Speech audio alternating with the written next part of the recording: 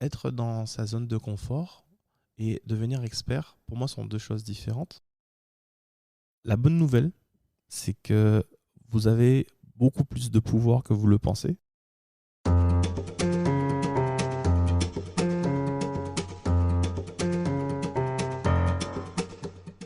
Bonjour à tous, je suis Jude Gustave et je suis ravi de vous accueillir sur le second épisode de Hors Zone, le podcast qui décrypte les petites réussites et les grands succès.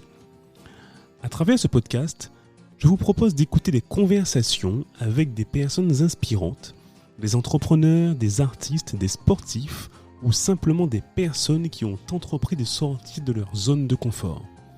Mon objectif, c'est de décortiquer le cheminement de pensée, de comprendre ce qui les motive au quotidien et d'apprendre de leur expérience. Si vous aimez ce podcast, je vous invite à liker et à le partager sur la plateforme que vous utilisez.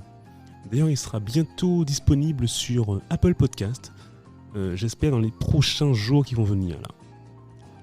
En raison du confinement, j'ai également quelques semaines de retard et je m'en excuse auprès de vous. D'ailleurs, cet épisode a été enregistré juste avant les municipales, d'où la petite référence que vous entendrez en cours de conversation. Cela dit, ça valait le coup d'attendre, car mon invité d'aujourd'hui est hyper intéressant. Il s'agit de Rémi Roche. Rémi, c'est un type brillant, avec un parcours impressionnant. Au début, j'ai envie de l'interroger pour qu'il me parle justement de ce parcours. Puis, je me suis rendu compte que Rémi avait bien plus à offrir que ses diplômes. Et en discutant avec lui, mon impression n'en a été que confirmée. Rémi, c'est quelqu'un qui a un vrai recul sur les choses. Comme nous tous, il a eu son lot de difficultés et de souffrances, d'où il tire une espèce de force tranquille, doublée d'une grande culture que j'ai trouvée franchement passionnante. Et justement, dans cet épisode, nous parlons de zone de confort, de leadership, de PNL, du pouvoir que l'on peut exercer sur notre esprit, et de mind mapping. Dernière petite chose, l'épisode est relativement long, à peu près 1h30. J'ai donc choisi de le couper en deux et de vous proposer la deuxième partie dans 15 jours. Sur ce, assez parlé, place maintenant à ma discussion avec Rémi Roche. Bonjour Rémi. Bonjour Jude, Comment vas-tu ? je vais très bien, merci. Et toi ? Ça va très bien. Je suis ravi de t'accueillir sur ce deuxième épisode du podcast Hors Zone. Et je te remercie beaucoup de prendre du temps sur tes vacances pour ce podcast. Tu es là pour 10 jours, hein, c'est ça C'est ça, en fait, voilà. j'ai fait à peu près 10-13 jours. Ok, d'accord. Et Super. merci à toi Jude de me recevoir dans ce magnifique cadre qu'est le spot coworking à Jarry. Exactement. Et écoute, je ne sais absolument pas à quelle sauce je vais être mangé. Donc, Ça se passera bien. j'espère. Et effectivement, encore une fois, merci au spot coworking, donc l'espace de coworking de Jarry à Bimao en Guadeloupe, de nous accueillir, de nous prêter le matériel. C'est vraiment super, c'est un matériel de qualité, donc c'est vraiment top. Pour démarrer, Rémi, je voudrais que tu te présentes, s'il te plaît, personnellement et professionnellement. D'accord. Je suis Rémi Roche, 40 ans. Je suis père de famille. J'ai 2 enfants, marié. J'habite en ce moment à Montréal. J'ai eu l'occasion de passer par différents endroits. Donc, peut-être qu'on aura l'occasion d'élaborer dessus. Qu'est-ce que j'aime ? Le chocolat. Ouais. Et beaucoup d'autres choses. Je suis passionné de la transmission.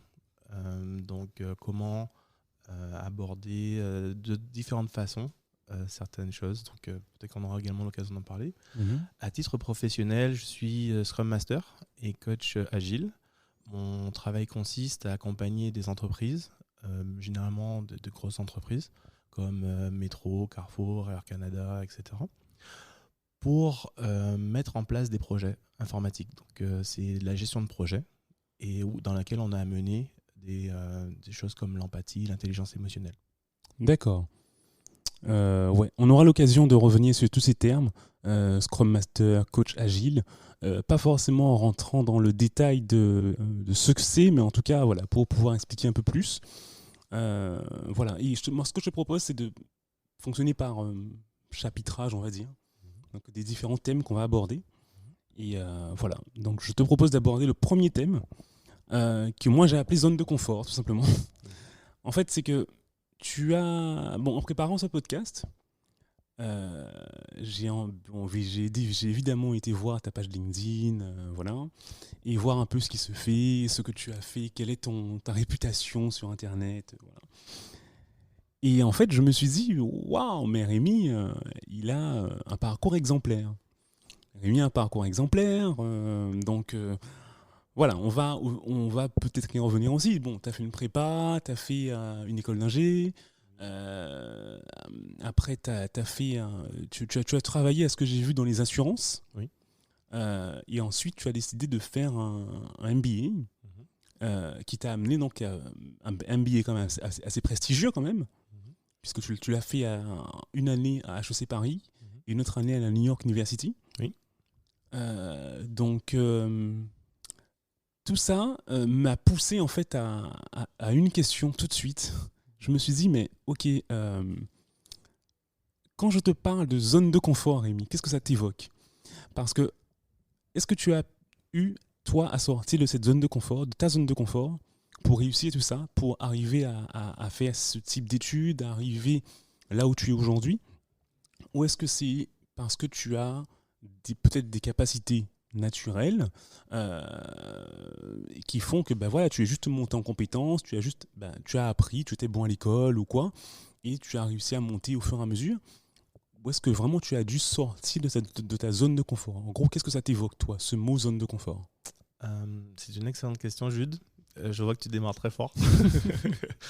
Euh, En gros, j'ai eu la chance de grandir en Guadeloupe. J'ai fait mes 20 premières années ici. Euh, je peux dire en fait que j'ai eu une enfance heureuse qui m'a permis en fait de constituer des fondations pour pouvoir en fait avoir un ensemble de choses qui permettaient d'aborder la suite. Mais très rapidement, donc j'ai eu plutôt un parcours jusqu'au bac, ça s'est plutôt bien passé. Mhm. J'ai une mention assez bien au bac, donc ça s'est bien passé. Puis je suis rentré en prépa. Et là, le début de qu'est-ce que c'est la zone de confort et sortir de sa zone de confort, ces principes ont commencé à arriver. Tu as fait une prépa maths? J'ai fait prépa maths physique, donc sup, MPSI et MP à Bainbridge. C'est pas la CCI? Non, c'était à Bainbridge, au lycée Bainbridge. Ok. C'était en 1997, donc c'était la première promotion qui a été ouverte au lycée Bainbridge. Ouais. Et j'ai échoué en fait tous mes concours en deuxième année. Ouais. Et j'ai vu mes camarades partir. Et c'était la première fois en fait que je subissais en fait bien sûr en prépa on a des sales notes, etc. Mais voir ses amis partir et soi-même échouer, ben, ça a été en fait une claque. Comment faire pour pouvoir rebondir par rapport à ça? Ben, j'ai bien sûr été un peu triste pendant. J'ai accusé un peu le coup. Et puis je me suis dit, je peux pas rester en fait dans cette situation. J'ai eu la chance en fait de savoir que j'avais un de mes camarades qui est Steve, peut-être qu'il va se reconnaître, et Steve Gréau, que je salue. Et son père en fait, qui travaille à IBM Guadeloupe à l'époque, a accepté en fait que je fasse un stage. Et c'était en fait un cadeau pour moi parce que j'ai fait un stage pendant la prépa, pendant à peu près un mois, et cela m'a donné le goût de m'intéresser au métier d'ingénieur en informatique. Donc le stage, tu l'as fait après ou avant les concours? Je l'ai fait. Donc j'ai fait en deuxième année de prépa, on fait des concours. Ouais. J'ai échoué ces concours. Ma question c'était est-ce que je redouble, donc je fais ce qu'on appelle une 5,5, Ouais. ou est-ce que je quitte la prépa pour aller faire autre chose, l'université, etc. Et c'était un choix difficile pour moi parce que à l'époque je ne savais pas finalement qu'est-ce que c'était le métier d'ingénieur et qu'est-ce que ça voulait dire de faire de l'informatique dans son travail. Donc le stage à IBM a permis de fixer une image sur les fantasmes qu'un jeune de 17-18 ans pouvait avoir par rapport à le monde du travail. Et c'était Ça quoi m'a ce aussi stage du coup? encouragé. Comment? Ouais. C'était quoi ce stage du coup? En gros, j'allais au service technique, maintenance, et on démontait et on remontait les ordinateurs Mhm. et on essayait de réinstaller en fait des systèmes d'exploitation dessus. Je jouais à l'époque sur les ordinateurs, mais je n'avais pas eu d'activité professionnelle. Donc tout ce que j'ai vu pendant ce stage m'a permis de comprendre qu'il y avait en fait il fallait acquérir des compétences pour travailler dedans, et je ne les avais pas. Ouais. Et j'ai eu envie à ce moment-là, il y a eu un déclic. Je me suis dit, j'ai envie de travailler dans ce domaine et j'ai envie de faire plus que ce que je vois. J'ai envie de pouvoir, par exemple, développer des logiciels, répondre à des besoins et avoir un impact sur ce qui se passe dans la société. Et donc, je vais me former pour ça. Donc, à ce moment-là, quelque part, j'ai rebondi et j'ai décidé de faire ma 5,5. C'est un exemple de comment je suis sorti de ma zone de confort Ouais. pour pouvoir gérer un échec. Après, c'est un échec comme il est. Mais c'est déjà en tout cas le premier échec que tu as marquant. eu, le premier échec marquant que tu as eu, effectivement. Voilà. Dans mon parcours scolaire. Mhm. J'ai ensuite vécu un moment très difficile. En fait, j'ai perdu mon père et mon frère. Ouais. Donc, c'était dans le cadre. J'étais à la fin de mes années d'élève ingénieur à Paris. Ouais. Et à ce moment-là, il y a beaucoup de décisions qu'on doit prendre aussi pour sa vie personnelle. Le fait de ne plus avoir son père, on se sent un peu plus vulnérable. Donc, on se dit, il faut peut-être que je prenne plus de décisions par moi-même pour pouvoir être autonome un peu plus vite. Et pareil, voir en fait son frère partir, c'est se dire, j'ai envie de vivre ma vie pleinement. Ouais. Parce que la vie est fragile et donc ce sont des choses aussi qui font sortir de sa zone de confort. Évidemment. Ça m'a amené à avoir j'ai fait une dépression parce que je n'ai pas su gérer en fait cette situation, et donc je suis rentré dans un combat par rapport à tout ce qui était médicamentation ouais, ça, comment ça qu'on dit bref, tout ce qui était prise de médicaments. Oui. Et pour pouvoir en fait mieux comprendre comment je fonctionnais, mes comportements. Et pendant plusieurs années, en fait, j'étais en mode je veux comprendre comment je fonctionne. Et puis on tourne en boucle, je trouvais en fait dans ces séances avec le psychiatre ou les psychologues. Donc pareil, dire comme ça ouvertement que j'ai eu une dépression, c'est souvent un sujet tabou, surtout dans notre culture et notre communauté antillaise, parce que les gens qui ont des problèmes mentaux, c'est des fous, et puis on les catégorise tous fous. Et puis, ouais, voilà. Mais la dépression, c'est pas un problème mental. C'est un état. Ouais. J'ai découvert plus tard, en faisant des formations dans PNL, programmation neurolinguistique, que la dépression est un état qu'on appelle un état de non-ressource. Ça veut dire que il y a un ensemble de stimuli qui arrivent et qui font qu'on interprète notre environnement, ce qui se passe autour de nous, comme étant finalement quelque chose de négatif. Alors que le même stimuli, enfin la même situation, le même contexte, est interprété complètement différemment quand on n'est pas dans cet état.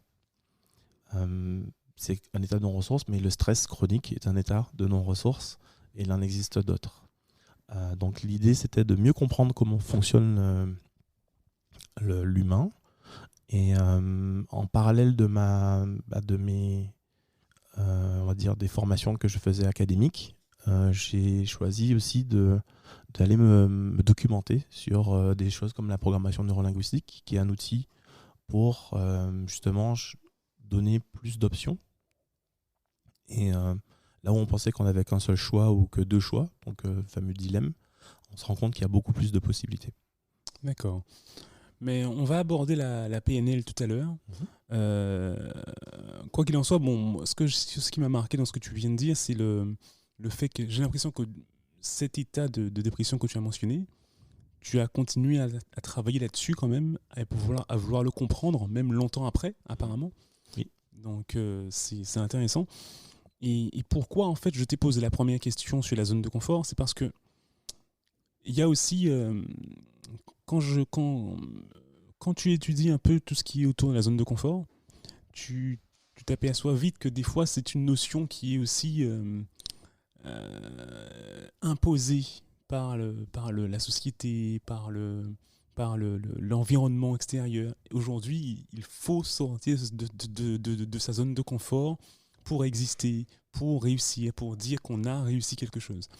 Et alors que, voilà, tu vois, toi, bon, tu as réussi à surpasser les difficultés et voire même les épreuves de la vie. Et j'imagine que tu en as encore aujourd'hui. Bien sûr. Mais en même temps, tu arrives à développer aujourd'hui une expertise. Donc, je voudrais avoir aussi ton avis sur cette idée de... d'un côté, tu as le fait de devoir dépasser sa zone de confort, qui est aujourd'hui une obligation un peu qui est imposée par un peu notre environnement, notre entourage professionnel, voilà. D'un autre côté, qu'est-ce que tu penses aussi de ceux qui, au contraire, restent dans un confort, mais qui développent du coup euh, une expertise dans un domaine particulier? D'accord.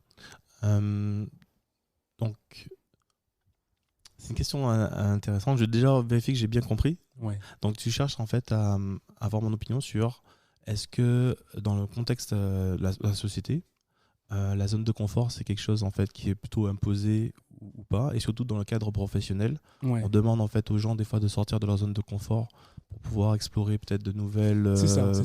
possibilités, et certains ne souhaitent pas sortir, donc ils décident de rester sur C'est ça, les absolument. compétences qu'ils ont et deviennent experts. Et notamment par rapport à ce que tu as vu, toi, puisque tu as évolué même dans différents endroits géographiques, donc par rapport à ce que tu as vu, peut-être que comparer un peu ce que tu as vu en France et ce que tu as vu au Canada, voilà, quels sont les enjeux par rapport à ça? Comment c'est traité en fonction des pays? Est-ce que c'est de la même manière? Est-ce que la mentalité est différente? Voilà. Alors clairement, la culture, aujourd'hui j'habite à Montréal. La culture, je suis depuis 1 an et demi, donc j'observe un petit peu comment il fonctionne. Comme j'accompagne des projets, je suis amené justement à voir comment ils gèrent cette fameuse zone de confort. Je pense que les gens au Canada, bien sûr, ils sont influencés très fortement par la culture américaine, qui, elle, est dans la recherche tout le temps de la performance.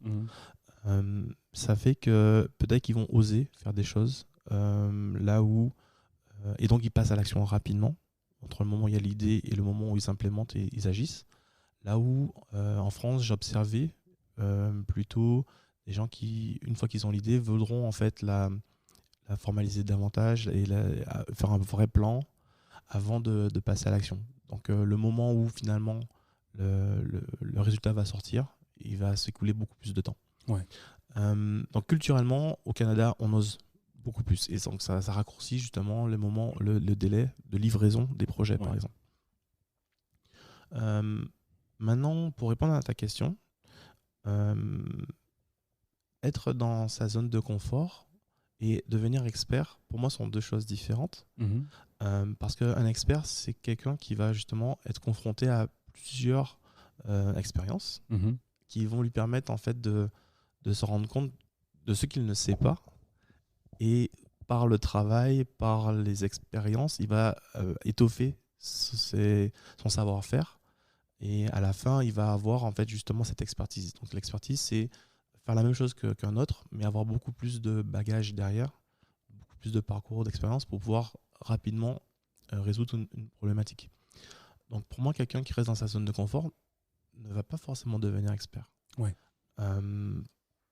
Maintenant, si je me mets par exemple à la place de quelqu'un qui écoute le podcast et je me dis, aujourd'hui, on m'impose de changer par exemple de projet ou de devoir faire quelque chose d'un peu différent dans le travail parce qu'on n'a pas les moyens et qu'il faut faire un peu plus que ce qui était prévu. D'abord, je lui répondrai, est-ce que ce qu'on te demande de faire te convient ? Parce que quelque part, la zone de confort, la zone de sortir de sa zone de confort, c'est un acte personnel. Et ça doit venir en fait d'une motivation personnelle. Puisque justement, on va prendre des risques.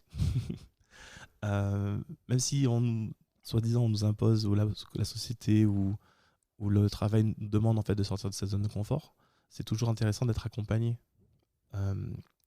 Donc déjà, est-ce que tu as envie de sortir de ta zone de confort ? Est-ce que tu as envie de toucher, de goûter, d'avoir un peu plus de l'expérience que tu as d'habitude ? Est-ce que tu es prêt à te remettre en question ? Et donc souvent, que ce soit en France ou au Canada, les gens n'ont pas toujours cette envie d'être mis à défaut. Même si la culture française a plutôt tendance en fait à rapidement identifier là où ça marche pas et nous dire voici la liste de tout ce que tu n'as pas bien fait, et puis bon, il y a un truc qui est bien, et c'était donc au Canada on va peut-être mettre l'accent sur ce que tu as bien fait, et puis ce que tu n'as pas bien fait on va dire so what, tu as expérimenté, tu as essayé, c'est bien, on continue. En France, ça peut créer ce fameux blocage qui fait qu'on n'a peut-être pas envie de sortir de sa zone de confort. À titre personnel, je terminerai par ça, sur cette question. J'ai été amené à sortir de ma zone de confort, souvent. Par exemple, les voyages, c'est quelque chose en fait qu'on fait à titre personnel. Et on se retrouve comme un con parce qu'on ne sait pas demander son chemin, ou on n'a pas clairement compris ce que la personne a dit. Donc on s'expose à une expérience.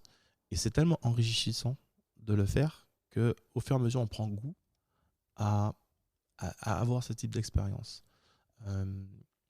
Donc, ce que j'encourage les gens à faire, c'est sortez de votre zone de confort. Déjà, si vous arrivez à la délimiter, c'est bien, parce que c'est pas toujours évident de savoir c'est quoi sa zone de confort et ce n'est pas. Donc, généralement, on commence à toucher la zone de confort quand on a l'impression d'être un peu dans le doute et on sait pas, on doit faire une action, mais on sait pas qu'est-ce qui doit être fait.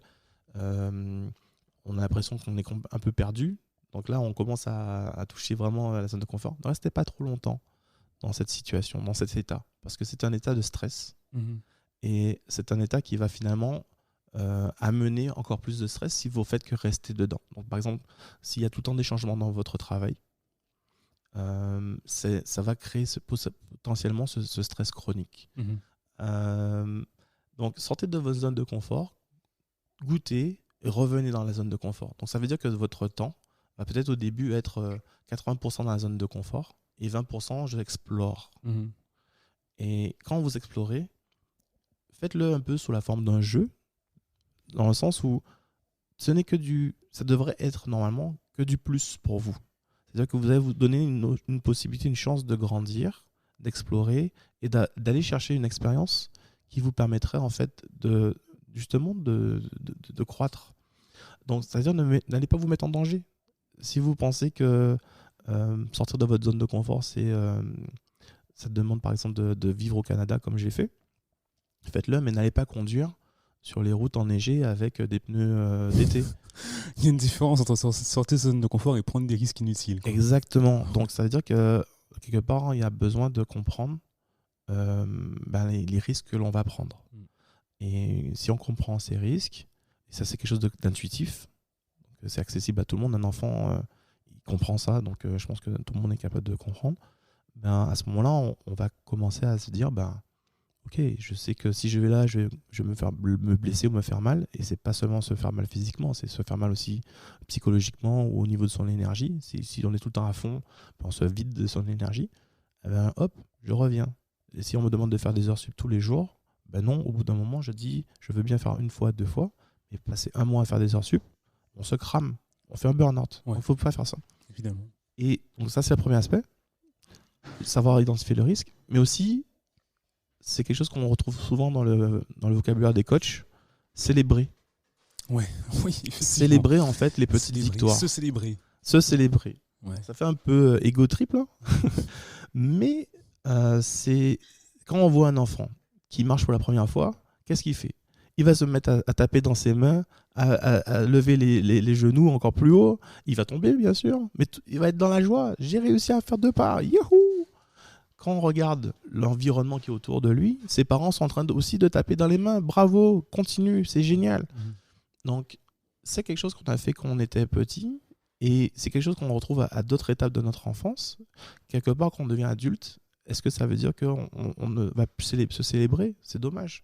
Parce que qui est présent au moment où on fait ses choix pour savoir qu'on a franchi une étape, si ce n'est nous-mêmes? Donc, quelque part, il faut se donner une petite tape dans le dos. Bravo!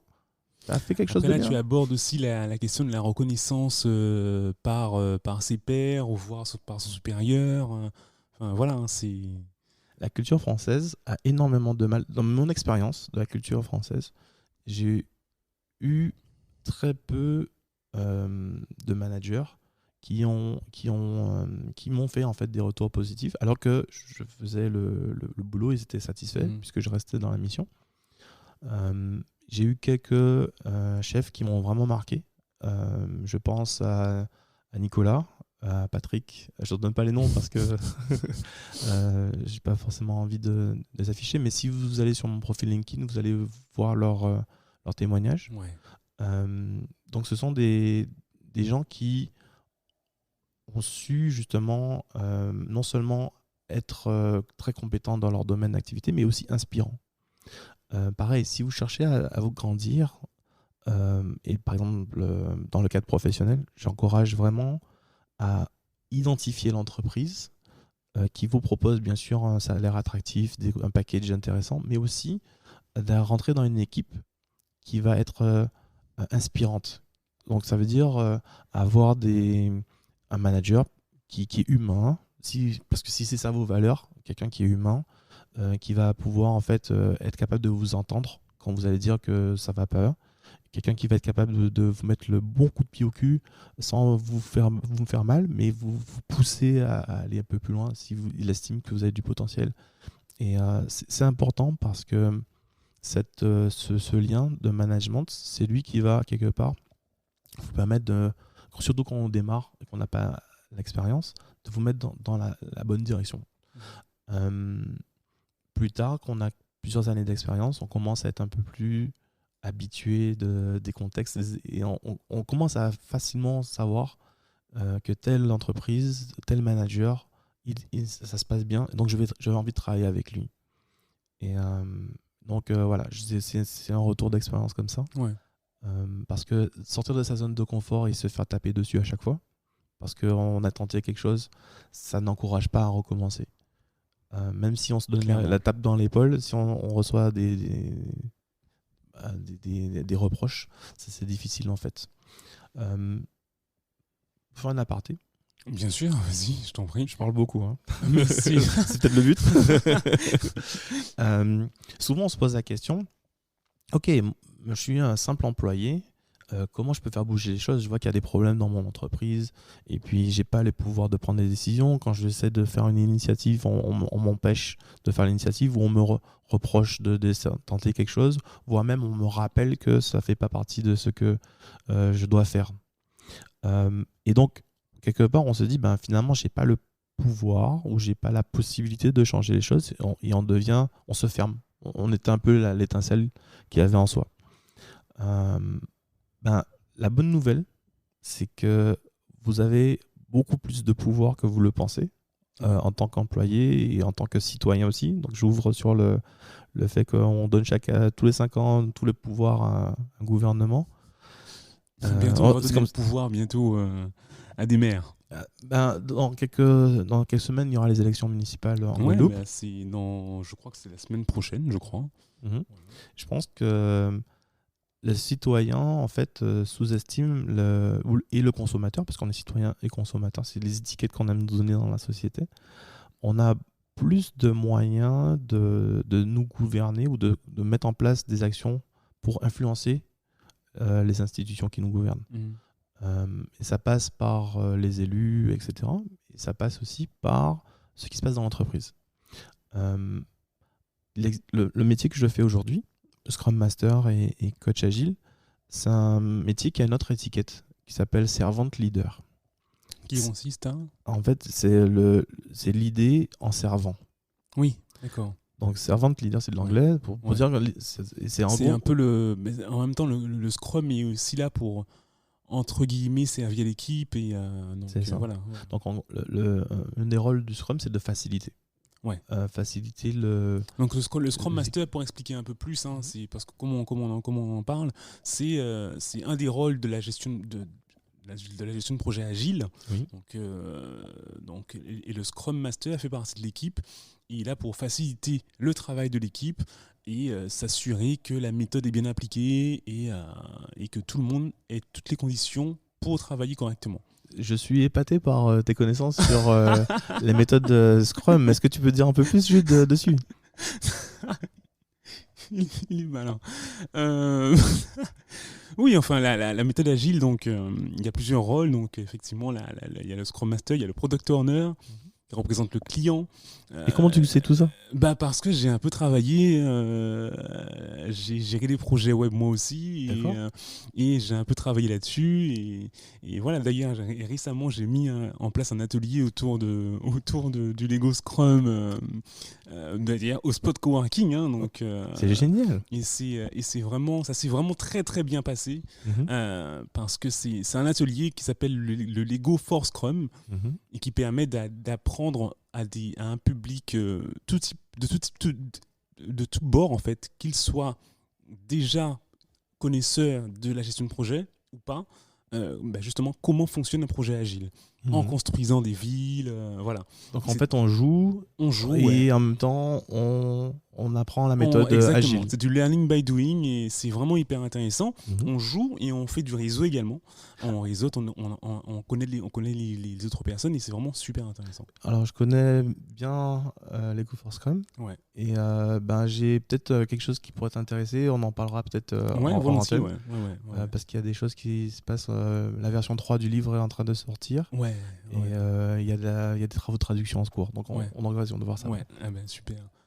Oui, donc le servant leader en tant que Scrum Master, ça veut dire que on va pouvoir quelque part influencer et accompagner les gens, pas en imposant, mais en fédérant. Fédérer, donc le leadership, il y a plusieurs types de leadership. Un des leaderships que je trouve intéressant, c'est le leadership qu'on appelle par la compassion. Et donc ça utilise l'intelligence émotionnelle. Donc c'est un grand mot là.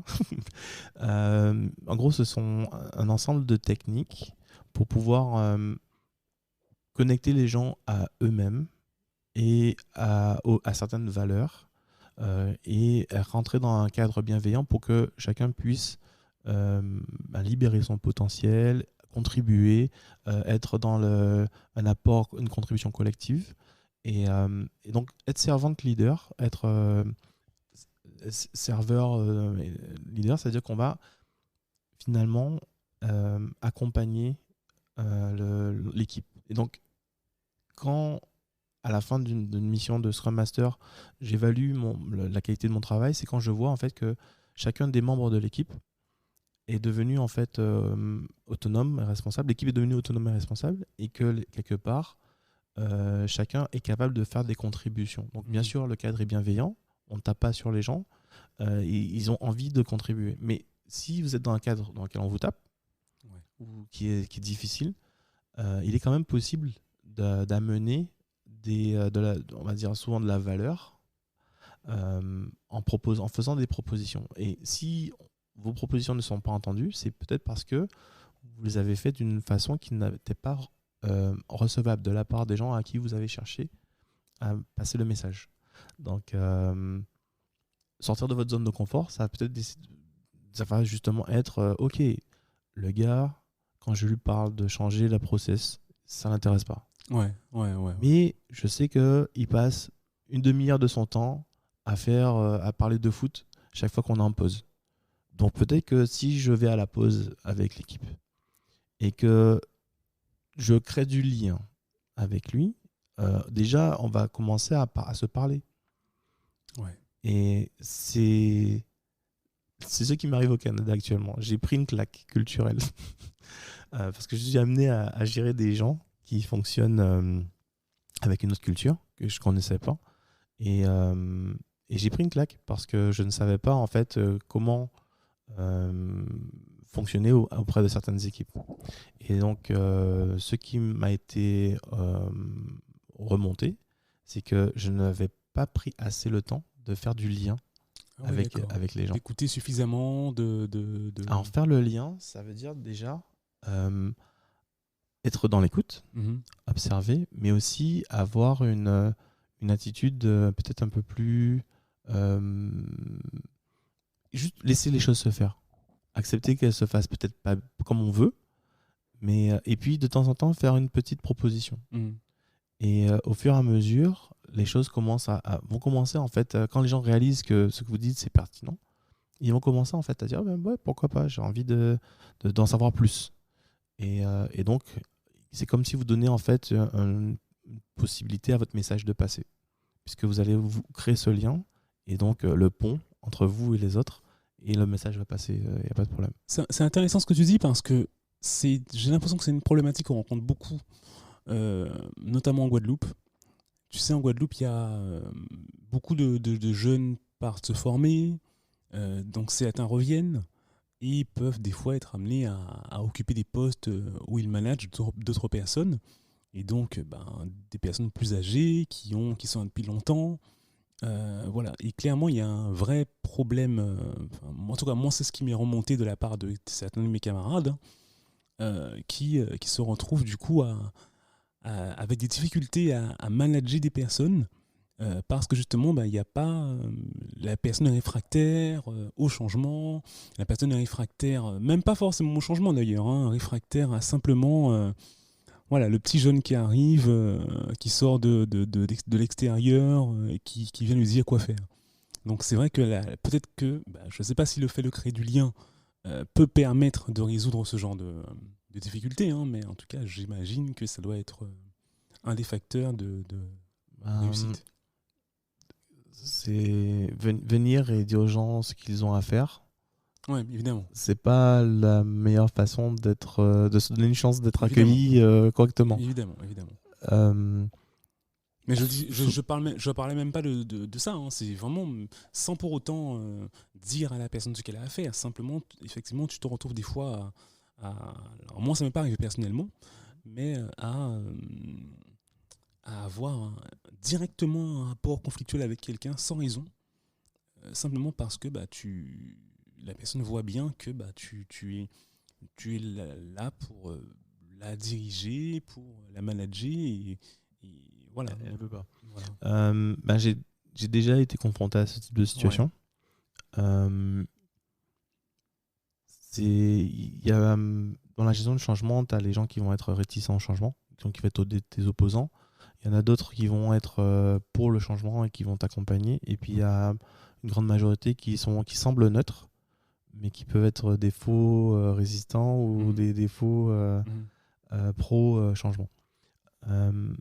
Celui qui est réticent au changement, moi je trouve que c'est une opportunité de comprendre qu'est-ce qui bloque. Parce que des fois, il peut avoir une raison valable. Et donc, si on ne se donne pas le lien, on ne va pas entendre ce qui se passe. Donc, ce que j'observe, par exemple, au Canada, c'est qu'il y a ce qu'on appelle les 5 à 7. Ouais. Donc, les 5 à 7, ce sont des apéros. Je ne sais pas si... j'ai aucune expérience en Guadeloupe, donc je ne sais pas comment ça se passe. Mais est-ce que les gens prennent le temps, quand ils sortent du travail, à un moment de se retrouver, peut-être pour faire une marche, peut-être pour aller faire un souhait, ou peut-être pour prendre pas forcément du rhum là, mais faire... En disant que j'ai l'impression que c'est quand même très anglo-saxon. C'est le 5 à 7 au Canada, la bière après le boulot à Londres et au Royaume-Uni. En France et en Guadeloupe, j'ai peu vu ça. Tu as toujours des collègues qui s'entendent bien, qui vont effectivement faire du sport après, qui vont effectivement boire des coups après, mais ce n'est pas, c'est pas une culture, quoi. C'est pas une culture, mais c'est de plus en plus le cas. Ouais. Et par exemple, il y a en France, je sais qu'il y a des copains qui vont faire du futsal. Ouais. Donc en gros, ils vont faire du foot en salle, d'autres qui vont faire des activités ensemble. Mais ici aussi, mais je veux te dire que c'est pas une pratique aussi courante qu'on le voit dans à Montréal ou à Londres. Tu penses que c'est quelque chose qui pourrait être pertinent ici? Pourquoi je pose la question? Parce que même si on ne met pas en place du 5 à 7, comment veux-tu donner une chance à des gens de se connaître si chaque fois qu'ils se rencontrent, ils sont dans un contexte conflictuel. Ouais, évidemment. Et c'est pas parce qu'on est soi-disant manager ou qu'on sort d'école ou qu'on sort de France qu'on saura gérer en fait les spécificités de ce qui se passe en Guadeloupe. Donc ça veut dire que quelque part, peut-être qu'il y a aussi besoin de gens qui sont capables de former c'est les gens qui rentrent pour expliquer comment ça se passe à mon avis, ça existe. Je sais pas trop si... je pense qu'il y en a. Il y a des associations qui s'occupent de l'accueil des jeunes qui reviennent, par exemple. Voilà. Après, je ne sais pas s'il y a un accompagnement à ce niveau-là particulièrement, mais en tout cas, je pense que ça doit pourrait être intéressant. Voilà. Quand tu es en France et que tu commences à travailler... Parce que la France délocalise, en fait, en Inde, etc. Quand tu dois travailler avec des équipes indiennes, des fois, tu passes par un atelier, comment travailler avec des équipes en Inde, parce que c'est pas la même culture. C'est une question. Moi, je sais pas si ça existe. Si ça existe, tant mieux. Mais si ça n'existe pas, c'est peut-être il y a peut-être quelque chose à faire. Mais je vais regarder. C'est un beau truc à creuser, effectivement. Je vais regarder. En tout cas, l'idée du lien, c'est des fois, les gens n'ont pas le temps de se parler aussi dans le feu de l'action au travail. Et souvent, je vois même des gens assis l'un à côté de l'autre qui ne se parlent pas. Et mon travail, c'est de leur donner un cadre qui va leur permettre justement de communiquer entre eux. Si tu viens, et c'est pour ça que j'aime ce métier de Scrum Master, à la différence du métier de chef de projet, que c'est un autre rôle que j'ai occupé. Parce que le chef de projet a pour objectif de livrer à une certaine date les choses, le projet. Et donc, il a en fait un aspect en fait un peu plus, on va dire, moi je m'en fiche de comment vous organisez, je veux que ça sorte. C'est grossier, c'est un peu gros là, ce que je viens de dire, mais il y a des très bons chefs de projet qui sont aussi très humains et qui accompagnent très bien leurs équipes. Mais à la fin, lui, il est imputable de livrer en temps et en heure. C'est ça. Le Scrum Master va servir cet objectif, parce qu'il fait partie, en fait, le chef de projet fait partie des gens qui ont un besoin, donc il est là pour servir ce besoin. Et il est aussi là pour servir d'autres besoins, comme ceux de l'équipe, qui est de pouvoir se parler, savoir qu'est-ce qu'on a à faire, organiser le travail entre nous, être capable en fait d'entendre les besoins qui sortent de l'extérieur, comment on organise l'arrivée de ces changements, etc. etc. Donc j'aime plus le rôle de Scrum Master parce qu'il y a vraiment cet aspect intelligence émotionnelle, cet aspect collectif, toujours quand même pour livrer, parce qu'on a besoin de livrer en temps et en heure. L'équipe n'a aucun intérêt à sortir un logiciel 2 ou 3 jours après la date qui était fixée, parce que on sait que ça ne va pas avoir le même impact et qu'on ne va pas en fait avoir le succès attendu. Mais en même temps, ça retire justement cette pression, ce stress, de dire je m'en fiche de ce que tu me racontes là, tout ce que je veux c'est que tu sortes le truc. Et ça m'est arrivé d'avoir les deux casquettes, et c'est à ce moment-là où les problèmes m'arrivent. Parce que justement, quand tu viens voir quelqu'un et tu lui dis je m'en fiche, que je veux savoir quand est-ce que ça sort, et puis donc tu es dans la casquette chef de projet, et puis deux semaines plus tard ou même 2 jours plus tard tu reviens, ça sort pas, il faut que tu m'expliques pourquoi et on va essayer de trouver des solutions. Qu'est-ce que je peux faire pour t'aider? Les gens ne comprennent pas forcément en fait, le changement entre la casquette chef de projet. Tu as eu à faire dans le même projet les deux casquettes. Oui. D'accord. Et on devient un peu... ça crée en fait un débat, un conflit interne, puisque d'un côté on est là pour pouvoir en fait permettre de créer un cadre bienveillant pour que les gens puissent comprendre les méthodes agiles et devenir autonomes et responsables. De l'autre côté, tu as besoin de leur dire il faut livrer à telle date. Et donc c'était dans ce contexte-là que j'ai eu en fait des difficultés lorsque je suis arrivé au Canada.